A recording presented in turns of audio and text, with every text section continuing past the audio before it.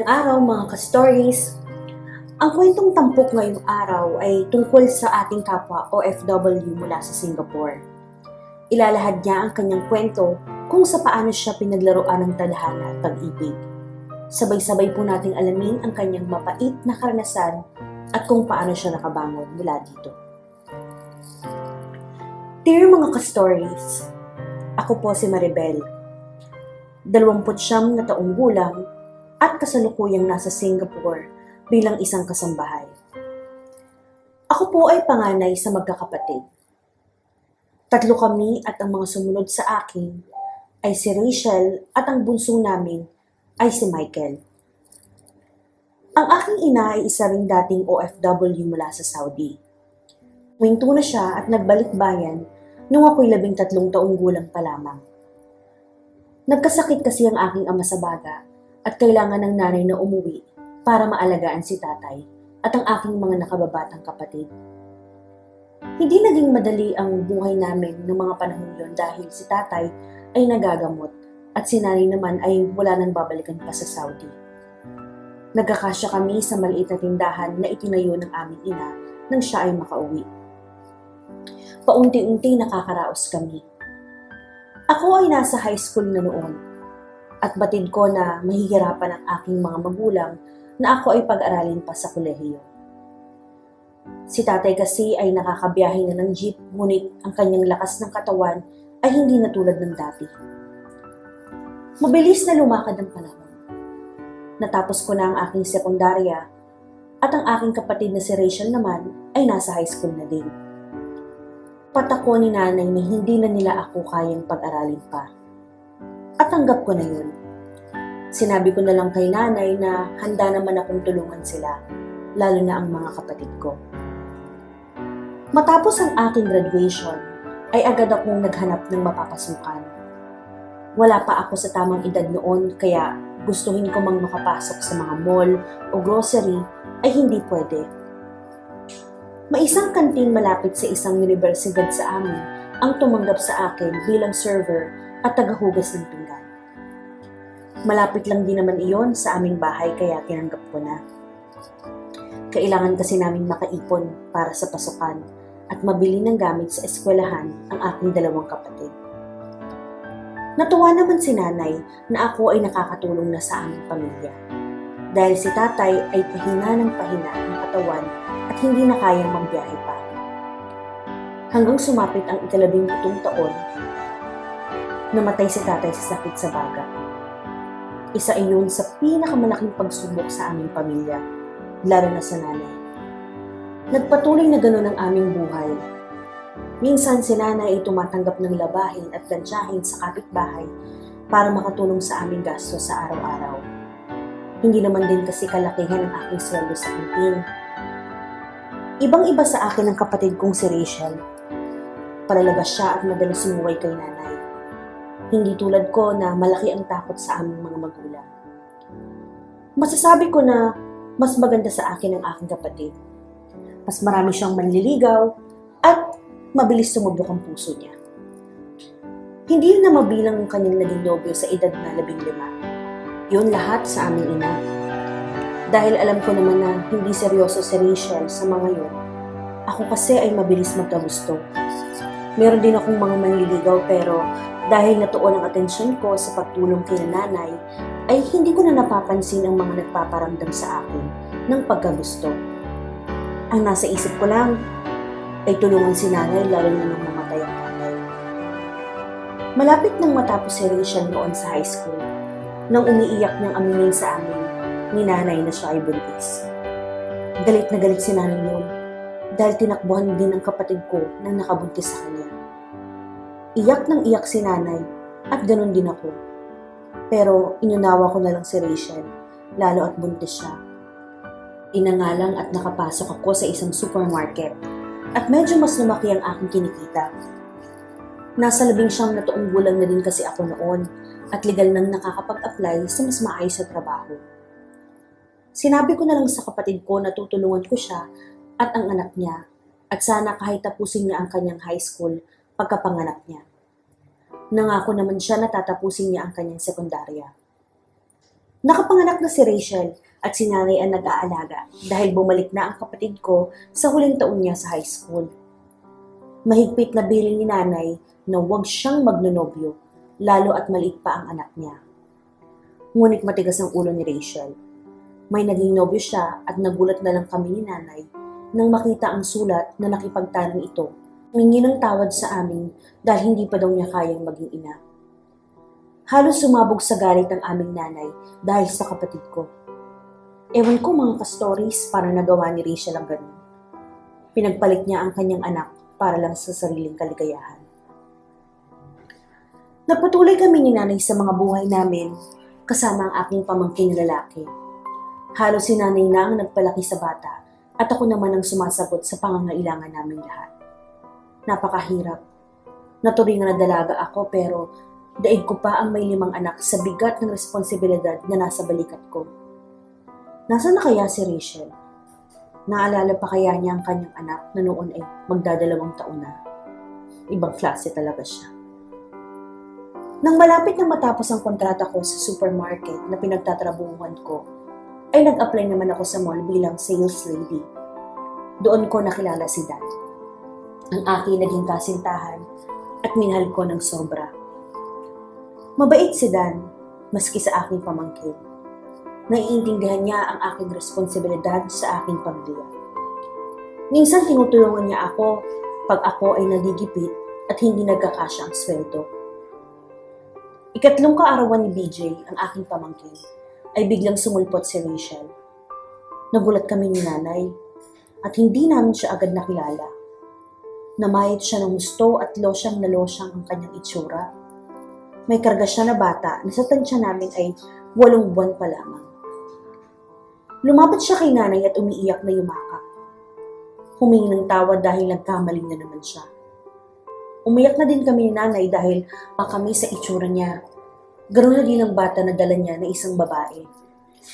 Naanakan na naman siya. Binugbog, iniwan. Hindi ko alam bakit napakamalas ng kapatid ko sa pag-ibig. Heto at nabigo na naman siya at may nadamay na naman na isang bata. Tinanggap siya muli ni nanay ngunit sinabihan na magtrabaho siya dahil hindi ko nakakayanin kung madadagdagan pa ng isa ang bata na itataguyod ko. Pumayag naman si Rachel na magtrabaho sa isang kantin bilang waitress. Si nanay muli ang nag-alaga sa anak niyang maliit. Medyo hindi kami nag-iimikan sa totoo lang mga ka-stories kasi sumama ang loob ko sa kapatid ko dahil napaka-irresponsable niya. Sumasalo sa mga maling desisyon niya sa buhay. Nakakasama na. Sa unang taon ng relasyon namin ni Dan nang ipakilala niya ako sa kanyang pamilya. Mabait ang mga yon, lalo na ang kanyang mga magulang. Tanggap naman nila ang aming relasyon.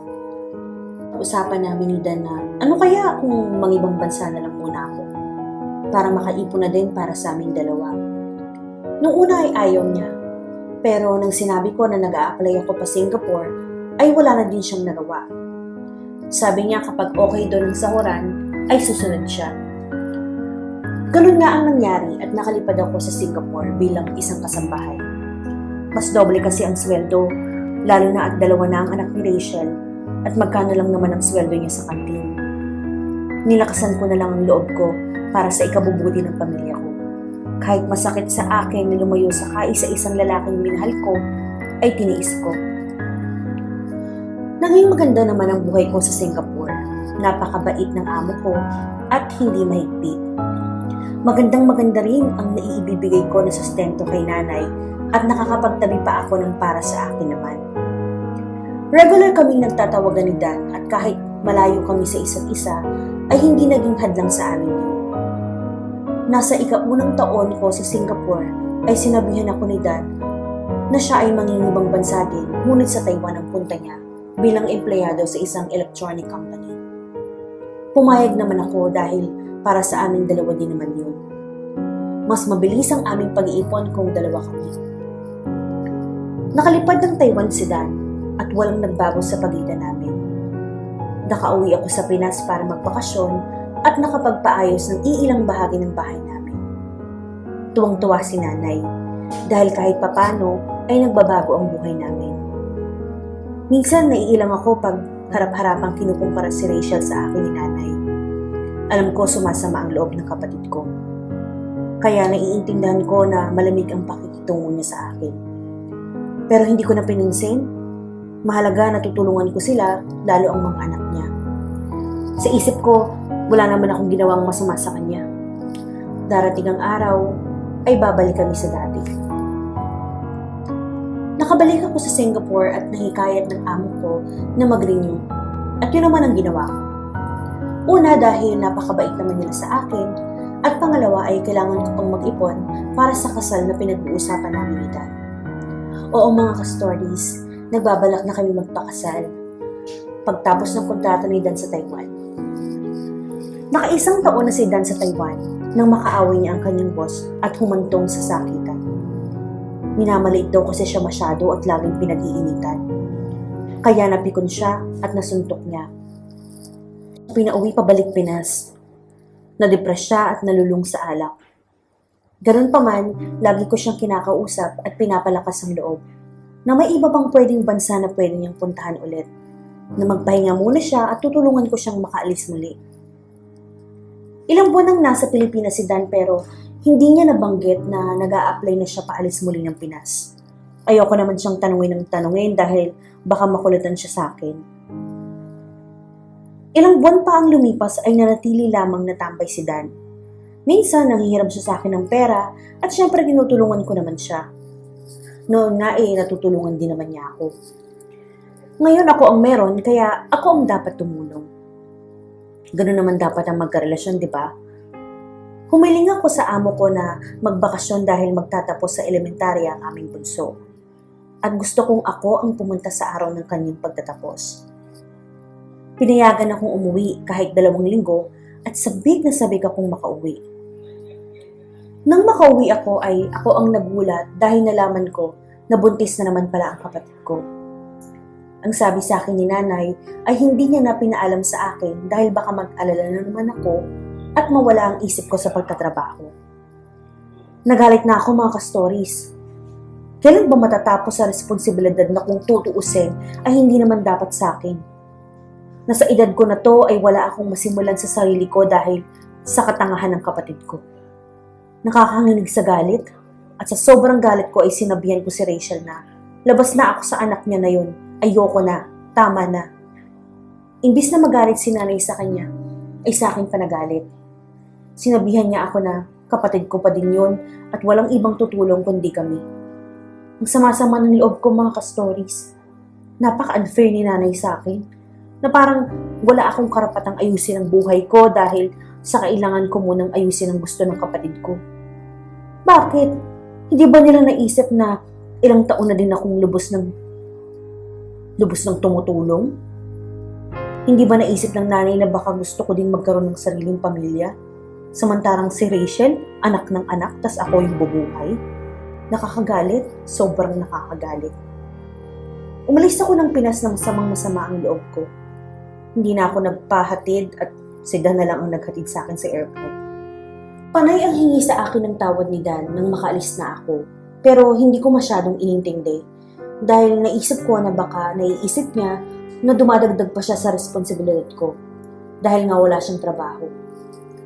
2 buwan na ang nakalipas mula nang magbalik ako mula sa aking pagbabakasyon. Napansin ko na madalang na lang akong tawagan ni Dan. Minsan nakiusap ako kay nanay na kung maaari pag pumunta si Dan sa bahay, ay sabihin naman niya na tawagan ako at nag-aalala na ako. Ngunit ang sinabi lang ni nanay ay bihira na rin niya makita si Dan at hindi na masyadong nagpaparamdam. 1 buwan pa ang lumipas at talagang hindi na nagparamdam sa akin si Dan. Ang sakit-sakit ng nararamdaman ko. Minsan, sinisisi ko na naman ang kapatid ko dahil kung hindi dahil sa kanya, hindi ko sana kailangan lumayo at sana okay pa din kami ni Dan. Lahat na lang pinagdamot sa akin, pati kaligayahan ko, dahil sa maling diskarte ng kapatid ko. Nakatanggap ako ng mensahe mula sa isang kaibigan sa aming lugar. Hindi ko mapaniwala ng aking nalaman sa kanyang binalita sa akin. Na si Rachel ay nakita niya nagpapacheck up kasama ang nobyo ko. Kinabahan ako mga ka-stories. Para akong binuhusan ng malamig na tubig. Hindi ko alam kung paano magre-react at di ako nakareply sa aking kaibigan. May kutob na ako na maiba si Dan. Pero ang isipin na baka si Rachel yon at siya pa ang ama ng pinagbubuntis ni Rachel. Parang sobrang naman ata yun. Parang dobling-dobling dagan sa pagkatao ko yun, mga ka-stories. Naging mabuti naman ako sa pamilya ko. Pero parang napakawalang yung paraan ng pagganti sa lahat ng taon ay tinulong ko sa kanila. Ayoko mandumbat dahil mali yun. Pero sana wag naman nila akong sakta ng ganito. Nagpakaalila ako para bumuhay nang hindi ko naman mga anak. Tas minsan ako nagmahal, aagawin pa. Ang sakit, walang kasing sakit. Masakit na yung sinaksak sa likod ng iba eh. Pero nai-imagine nyo ba yung sakit na sumaksak sa'yo ay kapatid mo pa? Binigay ko lahat. Maraming nawalang taon sa buhay ko pero para lahat yun sa kanila. Nasa likod ng puso ko ang mga plano ko sa sarili ko dahil nasa unahan ng pangarap ko ay para sa kanila. Pero eto, dinurog ako ng mga taong lubos kong minahal. Iyak ako ng iyak para akong mawawala sa sarili. Sarili ko at nag-isip ng mabuting sasabihin kay Rachel. Pero hindi ko din kasi alam kung handa na akong malaman ang totoo. Kung kakayanin ko pa ba pag narinig kong ang katotohanan mula kay Rachel. Kaya naisip ko, sigurado akong alam ni nanay, baka humahanap lang ng tiyempo si nanay na sabihin sa akin. Kinabukasan, day off ko, napagpasyahan ko na tawagan ng nanay. Pero hindi ko diretsahang tatanungin. Susubukan ko kung sasabihin ba sa akin ni nanay ang totoo. Pero nakatawag na ako at kinumusta si Rachel ay walang nabanggit sa akin si nanay. Nung tinanong ko kung napadaan ba si Dan sa amin, ay nahalata ko na iniiba ni nanay ang usapan. Ang tawag at nanikip ang dibdib ko. Pati ba si nanay ay tinatraidor na din ako? Pero bakit?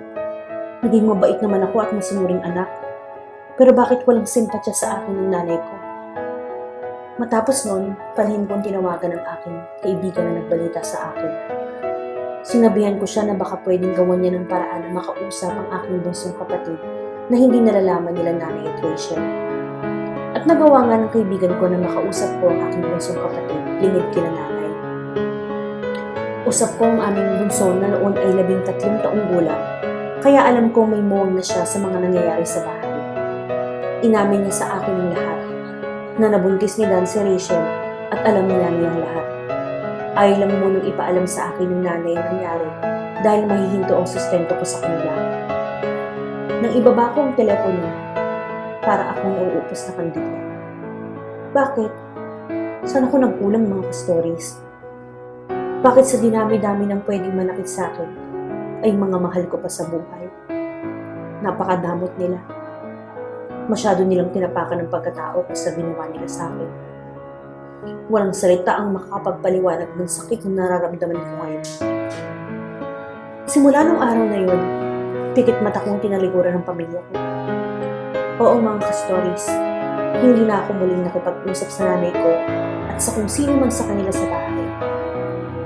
Maraming sulat ang dumating sa bahay ng amo ko galing kina nanay, pero ni isa ay wala akong binuksan sa mga yun. Nagbago din ako ng number, ng isa sa kanila ay hindi ako makontak at mahagila. Sa ganung paraan ko, pinagaling ang sugat ko sa puso at pagkatao ko. Ang sama ko, di ba? Sobra ba ang naging ganti ko sa pagsaksak nila sa likod ko at pang-aabuso sa kabaitan ko? Hindi ko na alam mga ka-stories. Kung sobra man o mali, hindi ko na iniisip. Ang gusto ko noon ay maisalba ang durug-durug na pagkatao ko dahil sa kagagawa nila. Gusto kong mabuo ulit sa pamamagitan ng paglayo. Dahil kung ipipilit ko ang kapatawaran na hindi bukal sa puso ko, ay wala ding saysay yun. At babalik ako sa sakit na ibinigay nila sa akin. Mas lumapit ako sa Panginoon. Humingi ako ng kapatawaran niya at kagalingan para maging buo ulit ako. Para sa susunod na magkaharap kami ng pamilya ko, baka sakaling buo at totoong pagpapatawad ang maibigay ko sa kanila. Nabalitaan ko na hindi tinuluyan ni Dan si Rachel dahil sa sobrang hiya niya sa akin. Hindi na alam ng kaibigan ko kung saan nagpunta si Dan. Basta ang alam niya ay hindi pinanagutan si Rachel. Iba sa akin ay paalis na si Rachel papuntang Saudi para makipagsapalaran dahil wala nang bubuhay sa mga anak niya. Magpasa hanggang ngayon, mga ka-stories, ay hindi pa din ako umuwi ng Pilipinas. Kasalukuyan akong naninilbihan sa parehong amo at magtatatlong taon na simula nang huli akong umuwi. At sa mga panahon na yun ay hindi ako nagbigay ng daan sa anumang bukas na komunikasyon sa pagitan namin ng pamilya ko. Dahil naisip ko oras na para pagtuunan ko naman ang sarili kong buhay. Nakaipon na ako at sapat para makabili ng lupa at bahay. Pero gagawin ko yon pag nakauwi na kami ni Obet. Oo mga ka-stories, nakatagpo ako ng panibagong pag-ibig. Isang bagong pag-ibig na muling bumuo ng nawasak ng puso. Naging malaki man ang lamat ng nagdaang pag-ibig ko, nagawa ni Obet na pagalingin ang puso ko at tinuruan akong magtiwala muli. Sa ngayon mga ka-stories, handa na ako sa pagpapatawad. Handa na akong kalimutan ang sakit na dulot sa akin ng nakaraan. Nabuo ako muli ng pananampalataya ko sa Diyos. Pinagaling niya ako at tinuruan na magmahal ulit. Yung pagmamahal na walang titignan na mali. Dito ko na-realize na may mga bagay at sitwasyon na kinakailangan ng oras at distansya para maging maayos ulit. Para mabuo ang minsang nasira. Hindi gumagaling ang sugat sa mga panandalian na solusyon ng gamot. May mga sugat na ubod ng lalim na ang tanging remedyo ay Panginoon at panahon. Pauwi na kami ng Pinas ni Obet at magpapakasal na. Bubuo na kami ng pamilya at kahit kinakabahan ako sa muling pagkikita namin nila nanay, ipagpapasa Diyos ko na lang ang lahat ng yun. Ang mahalaga ngayon ay handa na akong magpatawad. Sana nagustuhan niyo ang kwento ng buhay ko mga ka-stories. Hangad ko din ng tagumpay at kapayapaan ng lahat ng mga kapwa ko OFW. Mabuhay po tayong lahat na nasa malayong bayan para sa ating mahal na pamilya. Napakadakila ng ating hangarin. Pagpalain po tayong lahat at nawa ay na-inspire kayo kahit papano sa aking kwento. Maraming salamat po. Maribel ng Singapore. Maraming salamat sa iyo Maribel sa pagbabahagi ng iyong kwento. Salamat dahil pinakita mo sa amin ang mukha ng pagpapatawad. Yung totoong pagpapatawad at pagtanggap sa mga taong sumira sa tiwala. Tama ang sinabi mo na may mga bagay na kailangan ng oras at distansya para maayos muli. Dahil aminin man natin o hindi, mga ka-stories, napakahirap na magpatawad. Lalo na kung ikaw ay lubos na nasaktan. Hindi madaling yakapin ang kasalanan, lalo na kung ang nagdudulot sa iyo noon ay ang mga pinakamamahal mo. Kaya saludo ako sa iyo, Maribel. Dahil hindi ka nagpatalo sa galit at tinawag mo ang Panginoon para sa healing ng buong pagkatao mo. Salamat po mga ka-stories sa pakikinig ng ating kwento ngayong araw. At kung hindi pa kayo nakakapag-subscribe, ay sana mag-subscribe na kayo para makapagpahatid pa kami ng maraming totoong kwento ng mga OFW sa buong mundo. Muli, maraming salamat po.